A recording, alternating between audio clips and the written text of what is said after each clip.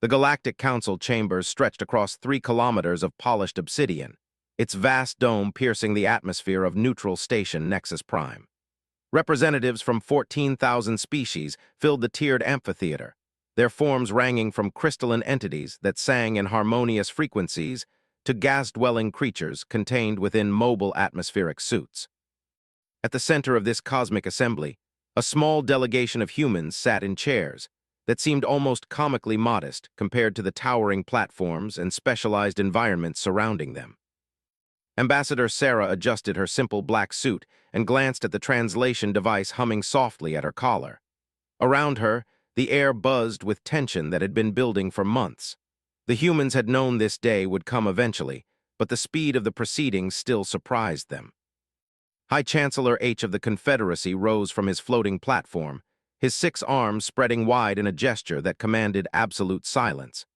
His voice, when it came through the translation matrix, carried the weight of eons and the authority of an empire that spanned 12-star systems.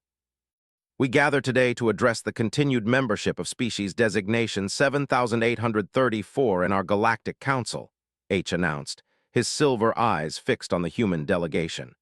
The species commonly known as humanity. A ripple of various communication methods spread through the assembly. Some species communicated through bioluminescent flashes, others through pheromone releases, and still others through electromagnetic pulses.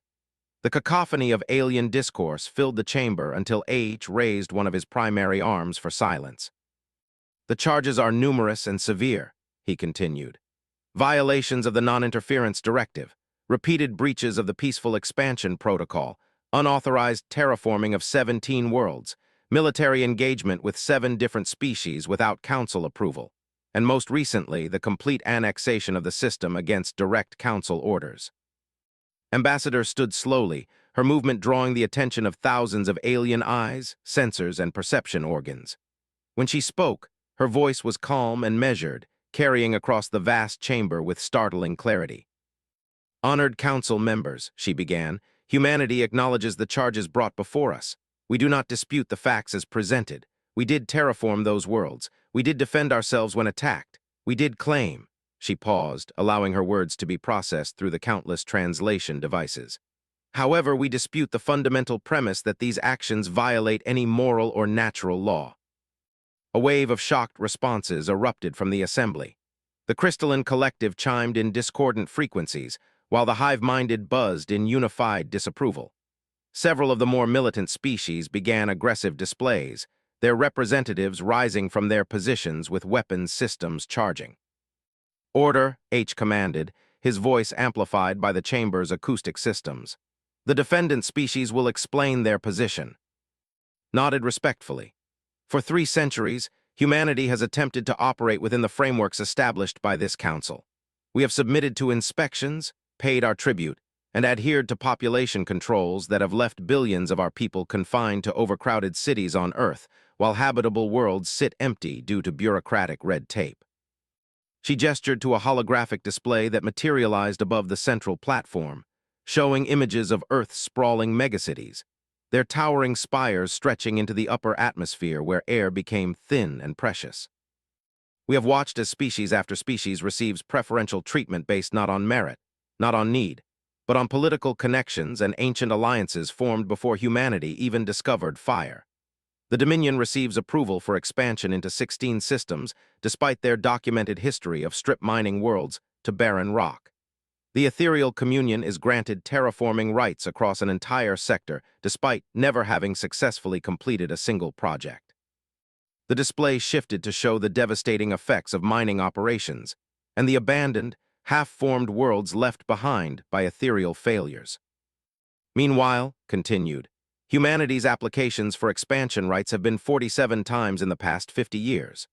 Our terraforming proposals, which demonstrate efficiency ratings 90% higher than current council-approved methods, are rejected without consideration. Our offers to share advanced medical technology that could benefit thousands of species are dismissed because they weren't developed through traditional channels. Ambassador of the Aquatic Union rose from his water-filled chamber, his tentacles writing complex patterns in the liquid that translated as words. The human species demonstrates the exact problematic behavior that necessitates council oversight. They claim their methods are superior, their technology more advanced, their needs more pressing than established members who have contributed to galactic stability for. Smiled, and something in that expression made several council members shift uncomfortably. Ambassador raises an excellent point. Let's discuss contributions to galactic stability. The holographic display changed again, now showing a complex three-dimensional map of the galaxy with trade routes, patrol paths, and conflict zones highlighted in different colors. In the past century, human vessels have responded to 14 major humanitarian crises across the galaxy. When the plague struck the colonies, it was human medical teams that developed a cure in 6 weeks, while the Council debated jurisdiction for 8 months. When the Void Wraiths emerged from dark space and began consuming mining platforms in the Outer Rim, human naval forces held the line for 3 years while Council forces mobilized and strategized. The display focused on specific incidents, showing human ships arriving first at disaster sites, human technology solving problems that had stymied Council scientists for decades, human volunteers working in conditions that other species deemed too dangerous. The Confederacy, which leads today's proceedings, has contributed exactly 0 ships to humanitarian missions in the past 50 years. The Crystalline Collective has provided aid to precisely 3 disasters, all within their own territory.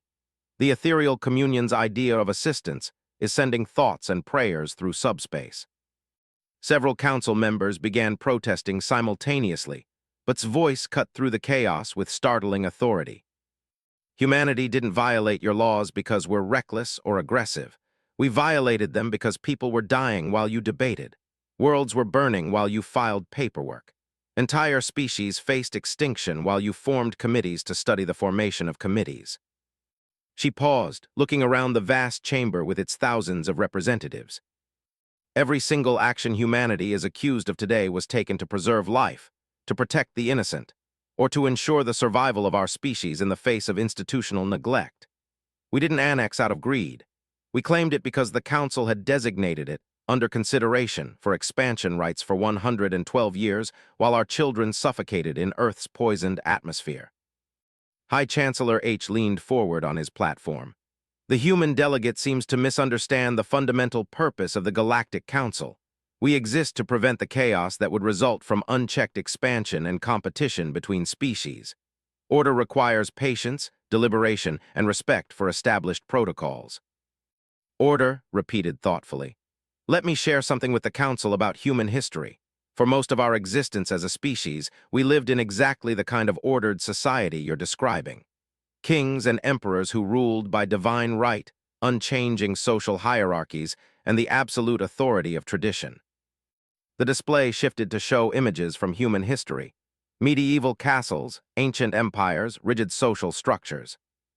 We called it the Dark Ages. Do you know what ended it? People who refused to accept that the old ways were the only ways. Individuals who violated the established order because they believed something better was possible. Scientists who challenged religious authority. Philosophers who questioned absolute monarchy. Revolutionaries who declared that all sentient beings possessed inherent rights that no government could take away. The images changed to show the great human revolutions, the scientific renaissance, the gradual expansion of rights and freedoms. Humanity didn't stumble into space exploration by accident. We reached for the stars because we believed that growth, exploration, and the constant push to expand the boundaries of what's possible are fundamental to intelligent life. We've terraformed 17 worlds not because we're imperialist, but because we refuse to accept that empty worlds should remain empty while sentient beings suffer. Ambassador of the Hegemony clicked his mandibles in a pattern that translated as contemptuous dismissal. The humans speak of growth and exploration as if these concepts justify abandoning all civilized behavior. Their history is filled with violence, conquest, and the subjugation of their own species. Why should we trust beings who couldn't even achieve peace among themselves? Nodded acknowledgement. Ambassador is absolutely correct. Human history is filled with violence and conflict. We've fought wars over territory, resources, ideology, and sometimes for reasons so petty they embarrass us centuries later. We've enslaved our own kind, committed genocide, and destroyed entire ecosystems in pursuit of short-term gain. The admission sent another wave of reactions through the council chambers. But here's what makes us different from every species in this chamber, continued. We learned from our mistakes. We didn't achieve perfection, but we achieved progress. We abolished slavery not because some cosmic authority forced us to, but because we decided it was wrong.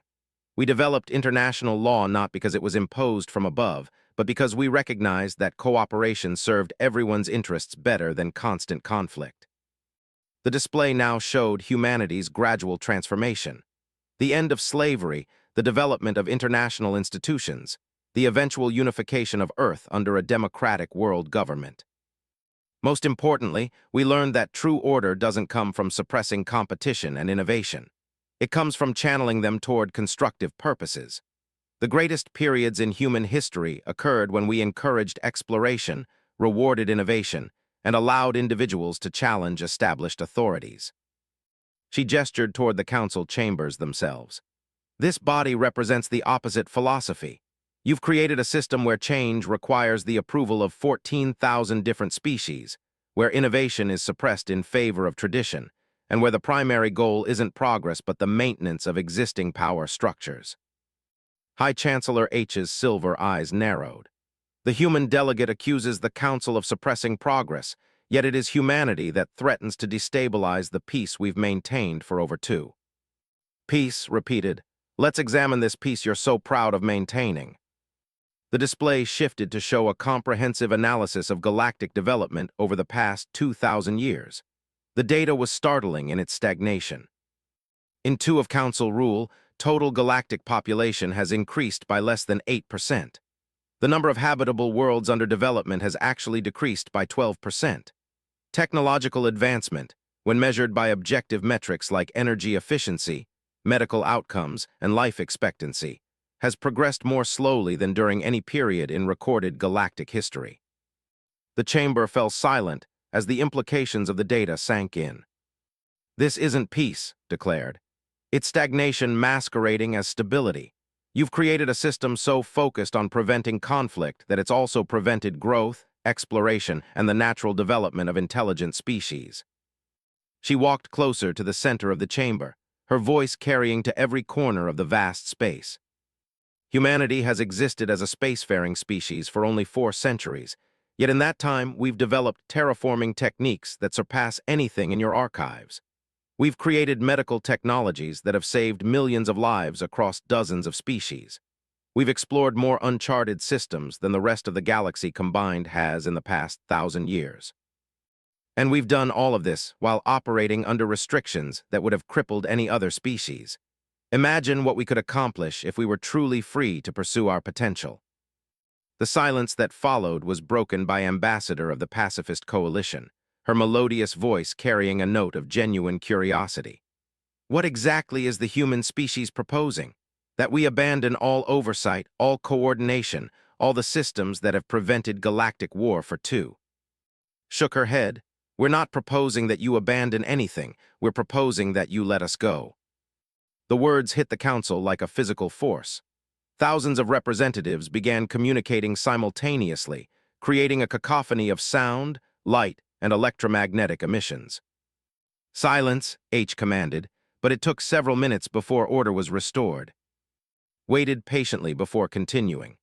Humanity requests voluntary expulsion from the Galactic Council. We renounce all rights and privileges of membership, including access to Council-protected trade routes, diplomatic immunity on Council worlds, and protection under galactic law. In exchange, we request only that the Council acknowledge our right to exist as an independent species outside Council jurisdiction. We will make no claims on worlds designated as Council territory. We will not interfere with Council operations or attempt to recruit other species to join us. But we will also not be bound by Council laws, restrictions, or limitations. We will terraform worlds as we see fit. We will expand into unclaimed systems. We will defend ourselves against any threats using whatever methods we deem necessary. The chamber erupted again, but this time the chaos carried a different quality. Where before there had been outrage and condemnation, now there was confusion and something that might have been fear. Ambassador rose from his aquatic chamber, water streaming from his tentacles. The humans cannot simply declare themselves exempt from galactic law. The very concept violates every principle of civilized interaction. Does it? Asked. The Council claims authority over humanity because we voluntarily joined 3 centuries ago. If we voluntarily withdraw, on what moral basis can you claim continued jurisdiction? High Chancellor H leaned forward, his 6 arms spread wide. Because, he said slowly, unchecked human expansion represents an existential threat to galactic stability. Your species' history of violence, combined with your technological advancement and apparent disregard for established authority, creates a situation we cannot allow to develop. Smiled again, and this time the expression was genuinely warm. Thank you, Chancellor H. You've just articulated the real issue beautifully. The display above the chamber changed one final time, showing a simple star map of the galaxy with human-controlled systems highlighted in blue. Humanity currently controls 47 star systems. Total galactic population under our authority, approximately 12 billion sentient beings, 92% of whom are human. We represent less than 2% of galactic population and control less than 1% of explored space. The map zoomed out to show the true scale of the galaxy, with its hundreds of millions of star systems and countless inhabited worlds. You're not afraid of humanity because we're violent or because we violate your laws. You're afraid of us because we represent proof that your system is unnecessary. In 4 centuries, operating under your restrictions, we've accomplished more than the Council has in 2. You're terrified of what we might achieve if we were truly free. She paused, looking around the vast chamber one final time. But here's the thing about fear, honored Council members. It makes you make mistakes. And the biggest mistake you could make right now is trying to keep us here against our will.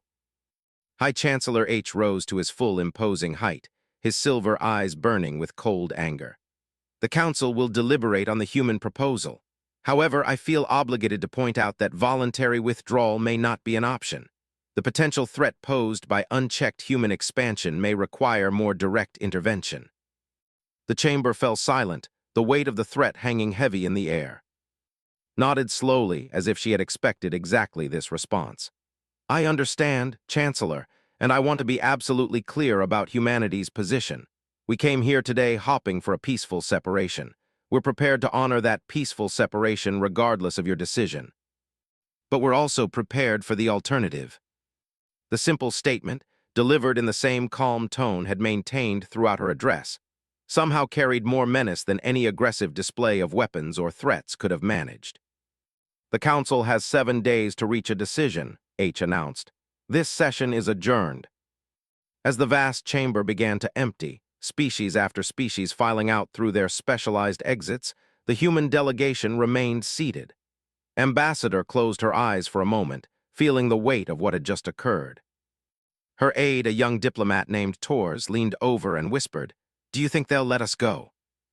Opened her eyes and watched as the last of the Council members departed, leaving the humans alone in the massive chamber.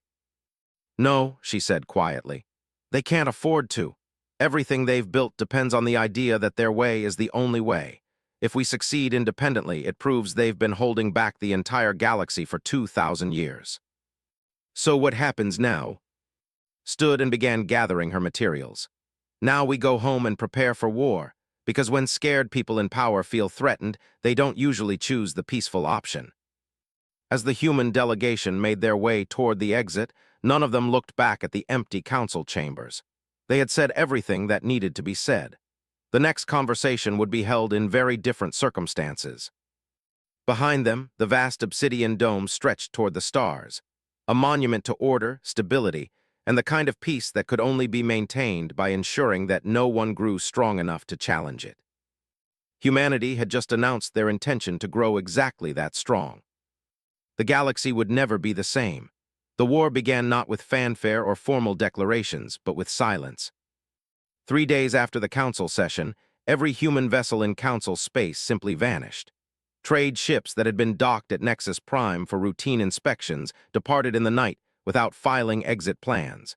Diplomatic couriers scheduled to deliver messages to a dozen different worlds never arrived at their destinations. Even the small human observation post on the neutral moon of was found abandoned. its personnel having disappeared so completely that investigating teams found meals still warm in the dining facility. Admiral stood on the bridge of the battleship Defiance, watching the tactical display that showed the complete withdrawal of human forces from Council territory. In 72 hours, they had evacuated over 500,000 civilians, recalled every military vessel, and extracted every piece of strategic technology from stations across the galaxy. "Signal from Earth Command," reported Lieutenant Washington from the communications station. "All evacuation phases complete. We're officially outside Council jurisdiction." Nodded grimly, and the Council's response. "Long-range sensors are detecting massive fleet movements. The Confederacy is mobilizing their entire battle fleet. The Crystalline Collective is routing their war crystals toward the Sol system. Conservative estimates put the incoming force at over 12,000 vessels." The bridge fell silent except for the quiet hum of ship systems.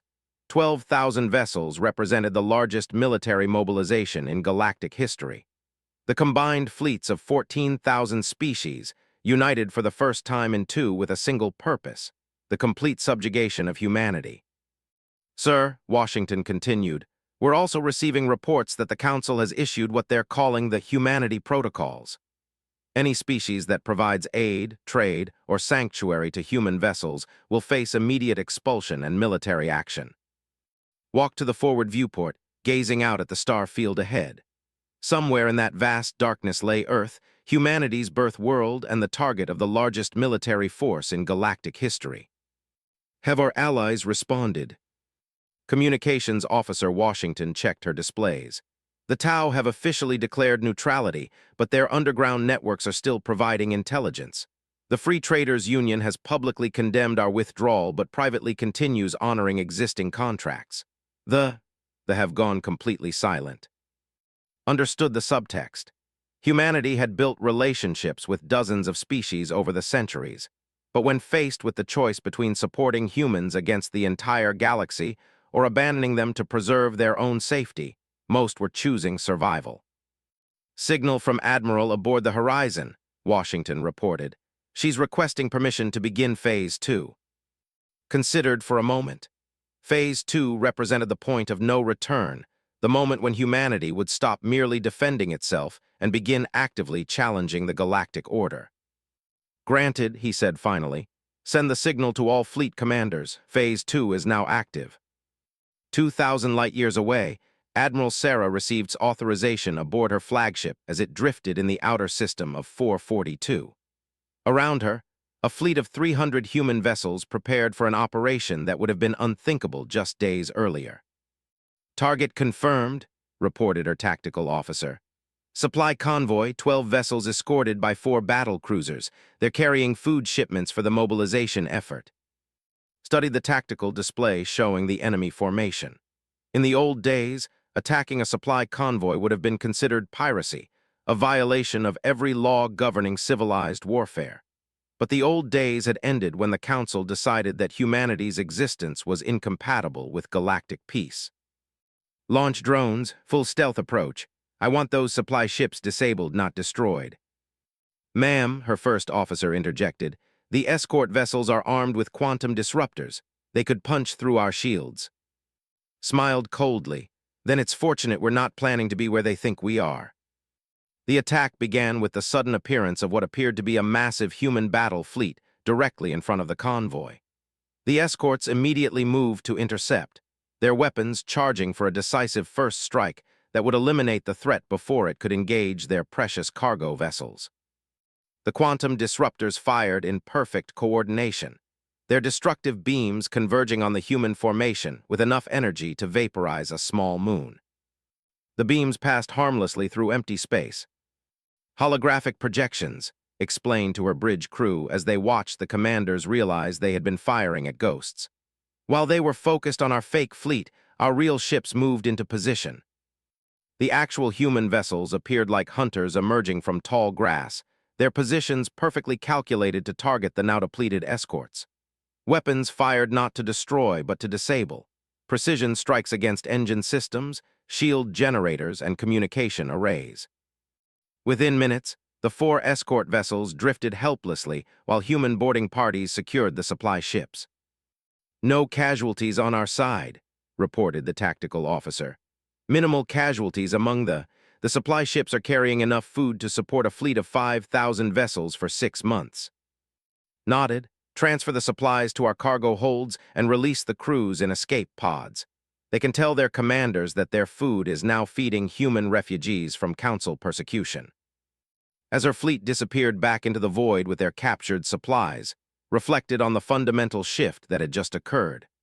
For centuries, human military doctrine had been defensive, focused on protecting their own territory and people while minimizing conflict with other species.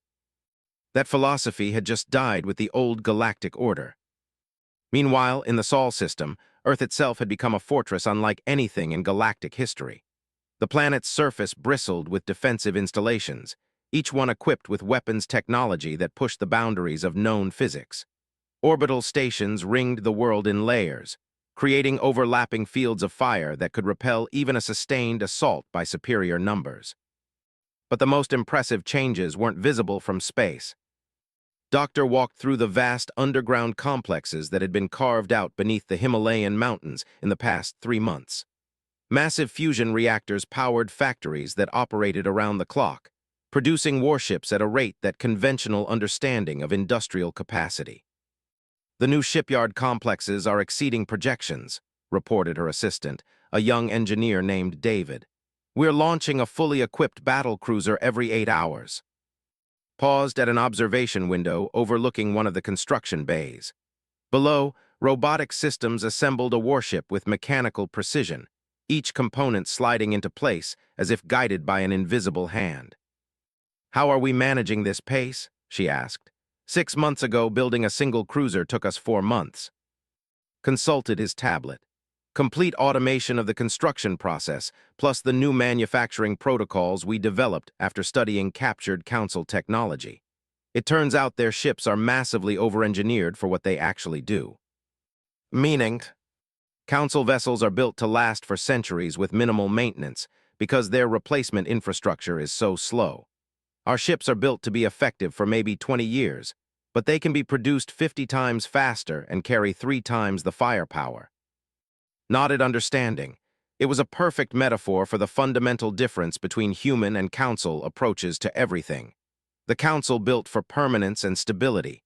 Humanity built for effectiveness and adaptability. "What's our current production total?"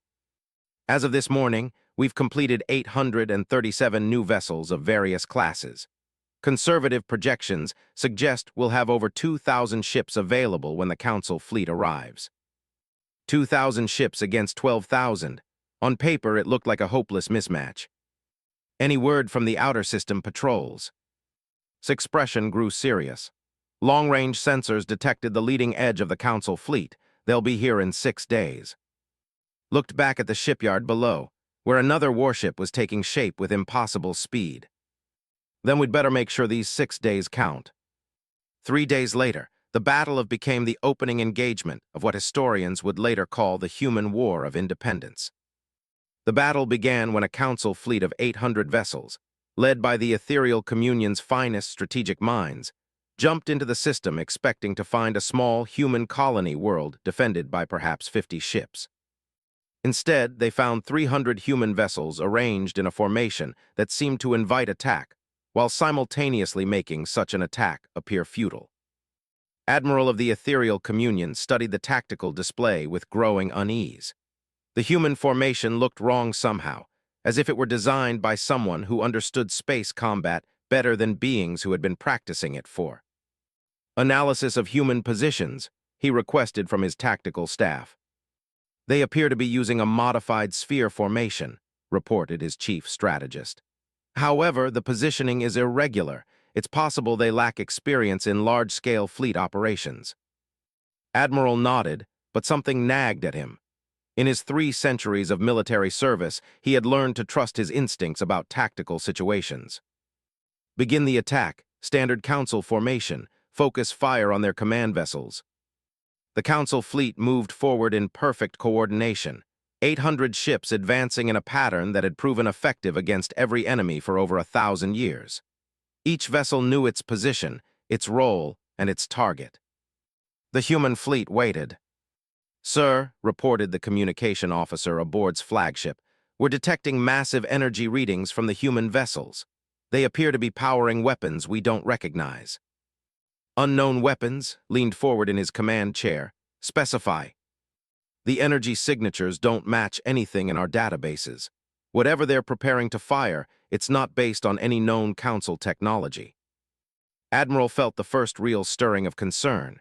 In all his years of combat, he had never faced an enemy using completely unknown weapons.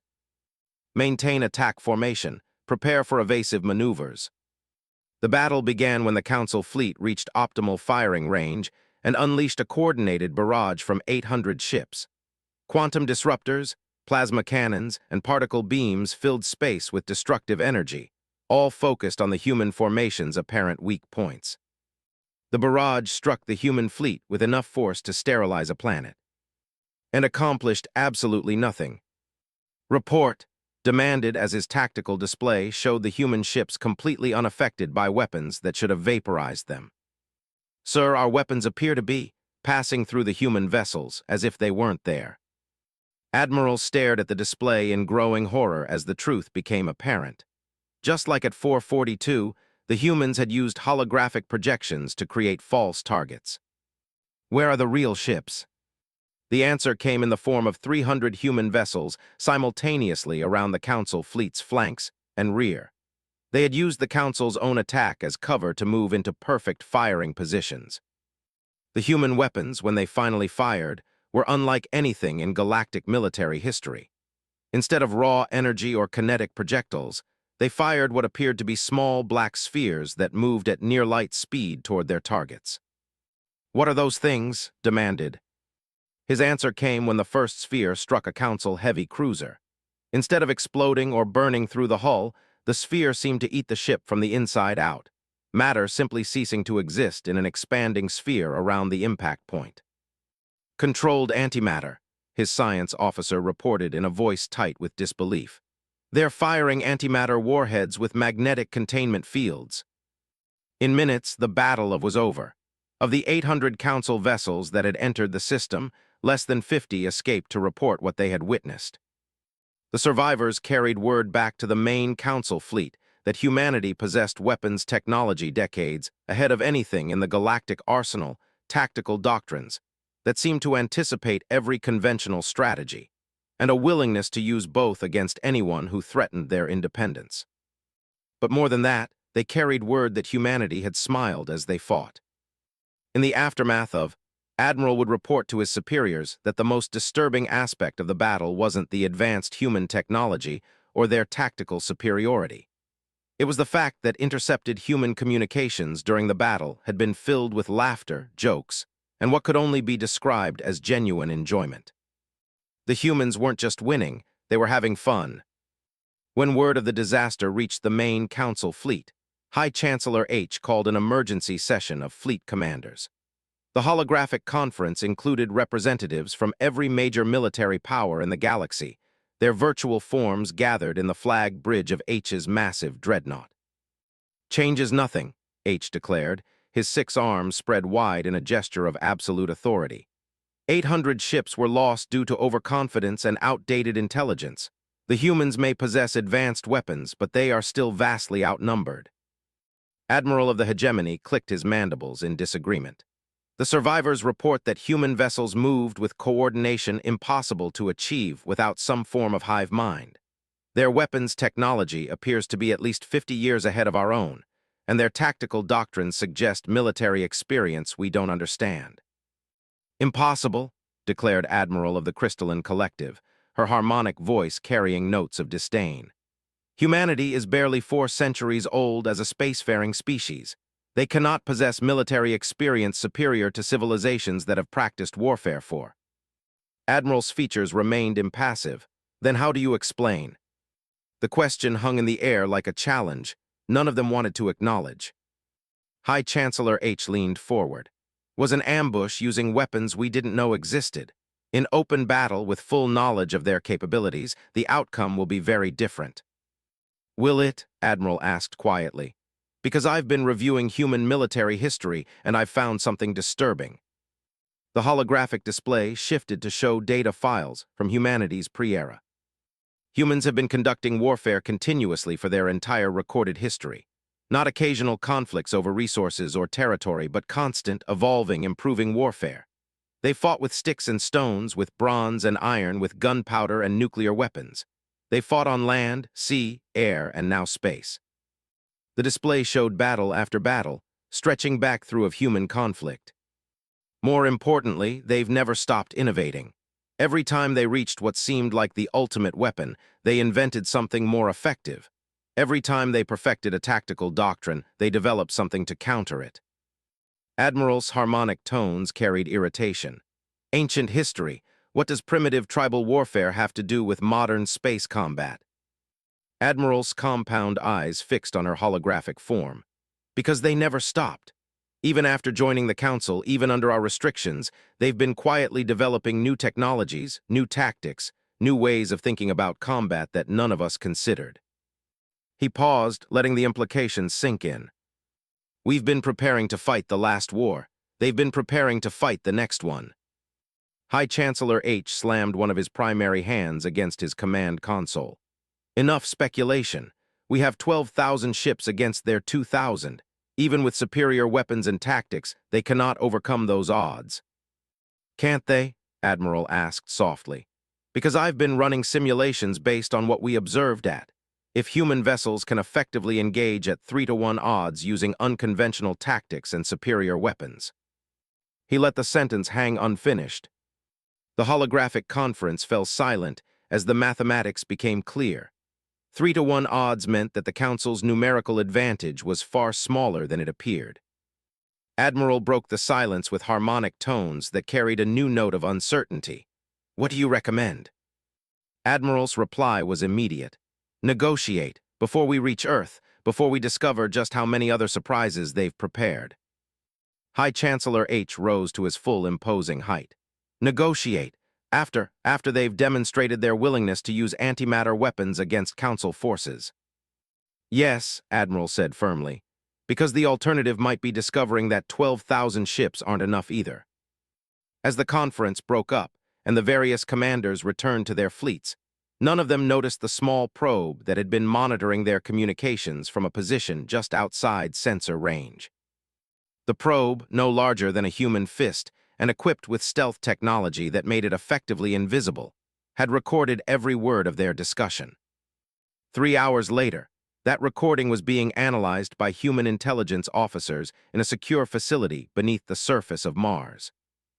The analysis was both reassuring and terrifying. Reassuring because it confirmed that the Council commanders were beginning to doubt their chances of easy victory. Terrifying because it revealed the true scale of the force approaching Earth.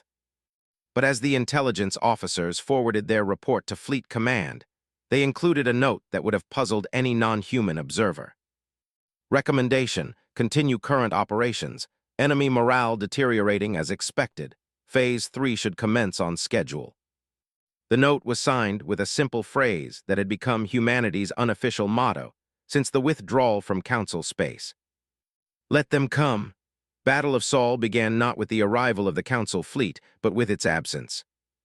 For 3 days, long-range sensors had tracked the massive armada's approach toward Earth. 12,000 ships representing every major power in the galaxy, moving in perfect formation toward humanity's home system. The largest military force in galactic history, united in common purpose for the first time in 2. Then, at the edge of the solar system, they stopped. Admiral stood in the primary command center buried beneath Mount, studying the tactical displays that showed the Council fleet holding position just outside Pluto's orbit. For 72 hours, they had remained motionless, neither advancing nor retreating. Any communication from the fleet? He asked. Commander Lisa Park shook her head. Complete radio silence. They're scanning us continuously with every sensor array they have, but they haven't attempted to make contact. What about fleet composition? We've identified vessels from 147 different species. Command ships, battle cruisers, carriers, even some designs we've never seen before.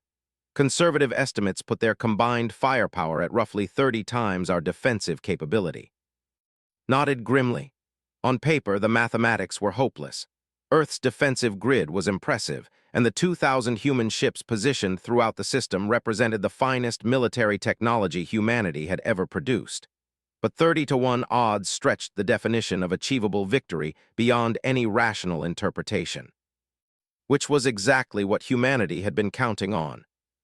"Signal from the outer rim," reported Communications Officer Hayes. "Admiral reports Phase 3 operations are proceeding ahead of schedule." Allowed himself a small smile. Phase 3 represented the culmination of months of planning, the moment when humanity would demonstrate that the real battle had never been about defending Earth. "And the other operations?" "Admiral reports successful completion of the Vega mission. Admiral signals all objectives achieved in the sector." "Admiral," Hayes paused, checking her display. "Admiral reports that the home system is now under human control." The command center fell silent. Even the staff who had been briefed on Phase 3 found it difficult to believe that humanity had just captured the capital system of one of the galaxy's most powerful empires. "Casualties?" asked quietly. "Minimal on our side. The surrendered after the orbital defense platforms were disabled. Admiral reports they seemed more confused than angry." Understood their confusion. For 2,000 years, the Council's way of war had followed predictable patterns. Massive fleets engaged in formal battles at predetermined locations, with victory going to whichever side could concentrate more firepower at the decisive moment. Humanity had just rewritten those rules. While the Council's entire military strength sat outside Earth, waiting for a climactic battle that would never come, human forces had struck simultaneously at 47 different star systems across the galaxy. Not random targets, but carefully chosen objectives that formed the economic and logistical backbone of Council power. The Crystalline Collective's primary manufacturing worlds, the Ethereal Communion's research stations, the Hegemony's hive worlds, the trading hubs, supply depots, communication relays, and administrative centers that kept galactic civilization functioning. All captured or destroyed in a coordinated operation that had taken less than 6 hours to complete. "Sir," Commander Park said hesitantly, "we're receiving a transmission from the Council fleet. It's High Chancellor H." Straightened his uniform jacket. On screen. The holographic projector activated, showing the familiar form of the leader. But the imposing figure who had commanded absolute authority in the Council chambers looked somehow diminished, his silver eyes reflecting an emotion had never seen there before. Fear. "Admiral," H began, his voice lacking its usual commanding tone. "I believe we need to discuss terms." "Terms?" replied mildly. "I wasn't aware we were negotiating anything, Chancellor. Your fleet is certainly welcome to visit our system, though I should mention that approaching Earth without permission might be considered an act of war."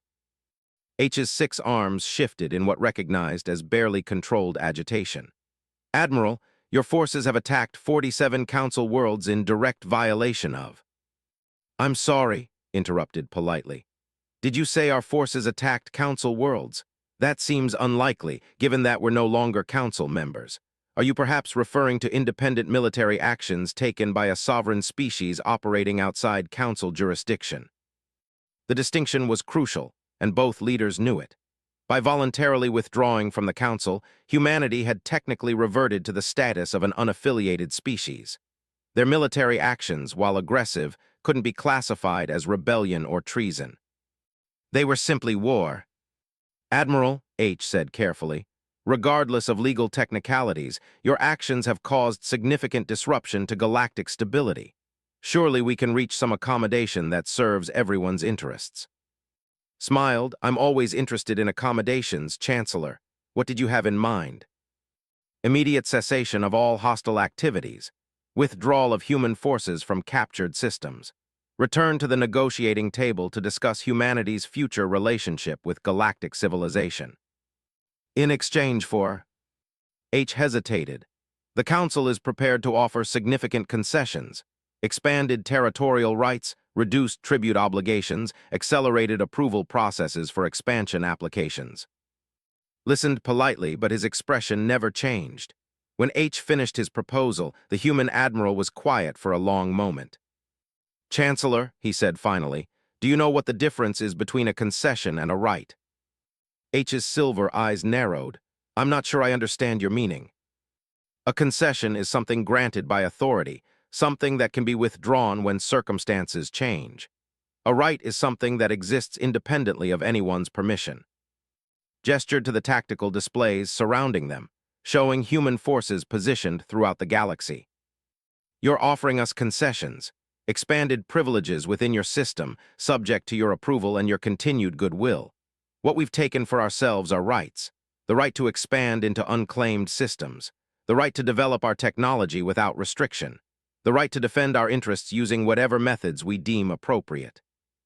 "Rights," H repeated slowly. "You speak of rights as if they exist independent of civilized order." "Don't they?" asked. "Tell me, Chancellor, by what authority does the Council claim jurisdiction over species that never consented to that authority?" The question struck at the heart of galactic governance, and both leaders knew it. The Council's authority rested on the consent of its member species, but that consent had been given under circumstances where refusal meant isolation and eventual extinction. "The Council maintains order," H replied, but his voice carried less conviction than before. "The Council maintains control," corrected gently. "There's a difference." He paused, consulting a data pad that had just been handed to him by an aide. "Speaking of control, I should probably mention that while we've been talking, human forces have completed occupation of the Nexus Prime Station. I believe that's where you keep your primary government facilities." H's compound eyes went wide. "Impossible. Nexus Prime is defended by the Galactic Defense Fleet," finished, "which is currently sitting outside Earth, approximately 400 light-years away from where it's needed." The tactical implications were staggering. Nexus Prime wasn't just the Council's administrative center. It was the hub through which all galactic communication, trade, and transportation was coordinated. Controlling Nexus Prime meant controlling the infrastructure that held galactic civilization together. "How?" H whispered. Shrugged. "We asked nicely. It's amazing how cooperative people become when you explain that the massive fleet supposedly protecting them is actually somewhere else entirely, and the choice is between peaceful surrender and orbital bombardment." The holographic projection flickered as H struggled to process the magnitude of the disaster. In 6 hours, humanity had effectively decapitated galactic government, crippled the major powers' economic infrastructure, and demonstrated that the largest military force in galactic history was irrelevant when deployed incorrectly. "What do you want?" H asked finally. Want seemed genuinely surprised by the question. "Chancellor, we don't want anything from you. We never did." "Then why?" "You declared war on us," said simply. "We didn't seek this conflict, but when you made it clear that humanity's continued existence was incompatible with your version of galactic order, we adapted accordingly." He gestured to the displays showing human positions throughout the galaxy. "This isn't conquest, Chancellor. It's liberation. We're not trying to replace your authority with our own. We're demonstrating that your authority was never as absolute as you believed." H's silver eyes studied the human admiral with something approaching respect. "And now?" "Now you have a choice," replied. "You can try to retake these systems by force, knowing that every major power in the galaxy is currently dependent on human goodwill for the continued functioning of their civilization. You can attempt to negotiate some form of power-sharing arrangement that lets you maintain the illusion of authority while acknowledging our independence. Or you can accept reality. Humanity is no longer subject to Council authority. We never will be again. The question isn't whether you can force us back into your system. The question is whether you can adapt to a galaxy where your system is no longer universal." The transmission fell silent as H contemplated options that all seemed to lead to the same conclusion. The era of unchallenged Council authority was over. "Admiral," he said finally, "suppose the Council were willing to formally recognize human sovereignty and territorial claims. What assurance do we have that humanity won't continue expanding into Council space?" Smiled, "The same assurance we had that the Council wouldn't send a massive fleet to destroy Earth. None whatsoever." "That's hardly a basis for peace." "Isn't it?" Chancellor, for 2,000 years, galactic peace has been maintained by ensuring that no single power could challenge Council authority. That peace just ended. What happens next depends on whether you can learn to coexist with equals rather than subjects. The holographic projection showed H considering this proposal. Around him, could see other council leaders gathering for an emergency conference. "How long," H asked, "do we have to consider your proposal?" "Take all the time you need," replied cheerfully. "Though you might want to factor in that our forces are currently in control of the systems that produce approximately 60% of the galaxy's food, 70% of its manufactured goods, and 90% of its advanced technology." The implication was clear. The Council could debate as long as they wanted, but every day they delayed meant another day of galactic civilization grinding to a halt under human control. 24 hours, H said finally. "The Council will have an answer in 24 hours. "Excellent, we'll be waiting." As the transmission ended, Commander Park turned to Admiral with an expression of barely controlled excitement. "Sir, do you really think they'll accept?" Walked to the observation window overlooking the command center's primary tactical display. On the massive screen, icons representing human forces glowed like stars across a three-dimensional map of the galaxy. "They don't have a choice," he said quietly. "We've just demonstrated that everything they thought they knew about power, control, and galactic governance was wrong. They can adapt to the new reality or watch their civilization collapse. And if they choose to fight." Smiled, and for a moment, he looked remarkably like Ambassador during her address to the Council. "Then we'll teach them why humanity spent 4,000 years perfecting the art of war before we ever left Earth." 18 hours later, the response came. High Chancellor H appeared on the holographic projector, but this time he wasn't alone. Behind him stood representatives from every major power in the galaxy, their various forms creating a bizarre tableau of species that had never agreed on anything until now. "Admiral," H began, "the Galactic Council has voted to accept your proposal. Human sovereignty will be formally recognized. All territorial claims made by human forces in the past week will be acknowledged as legitimate. The embargo on trade and cooperation with human entities is hereby lifted." Nodded respectfully. "We appreciate the Council's wisdom in this matter. However," H continued, "this recognition comes with certain expectations." "Which are?" "Humanity will respect the sovereignty of all Council member species. No further expansion into systems claimed by Council members. No interference with Council governance of member worlds." "Agreed," said immediately, with one clarification. "Which is?" "Any species that wishes to withdraw from Council membership and join the independent systems will be free to do so. We won't recruit or pressure anyone, but we won't prevent voluntary association either." H's 6 arms shifted nervously. The possibility of other species following humanity's example was clearly something the Council had hoped to avoid. "And if entire sectors choose independence, then the galaxy becomes a more interesting place," replied with a shrug. The transmission ended with formal acceptance of terms that neither side entirely liked, but both sides could live with. Humanity had achieved independence and demonstrated that Council authority wasn't absolute. The Council had prevented complete collapse of galactic civilization while maintaining authority over species that chose to remain members. But as Admiral watched the massive Council fleet finally begin its withdrawal from Sol's system, he knew the real changes were just beginning. Within months, 17 different species had formally withdrawn from Council membership to join what was being called the Independent Systems Alliance. The rigid social hierarchies that had defined galactic civilization began fragmenting as species discovered they had alternatives to Council authority. Trade routes that had been controlled by Council bureaucracy for centuries opened to free commerce. Worlds that had waited decades for terraforming approval began independent development projects. Scientific research that had been stifled by Council oversight suddenly exploded as researchers gained access to human laboratories and methodology. The galaxy didn't collapse into chaos as Council leaders had predicted. Instead, it began evolving at a pace that would have been impossible under the old system. And throughout this transformation, humanity smiled. Not the cold smile of conquerors, but the warm smile of teachers watching their students succeed. They had never wanted to rule the galaxy. They had simply wanted to prove that ruling it was unnecessary. In the end, that proof became their greatest victory. 6 months after the end of what historians would call the shortest war in galactic history, Ambassador Sarah stood once again in the council chambers. But this time, she wasn't addressing the assembled representatives as a supplicant seeking permission. She was there as an equal, representing the Independent Systems Alliance in its first formal diplomatic contact with the Council.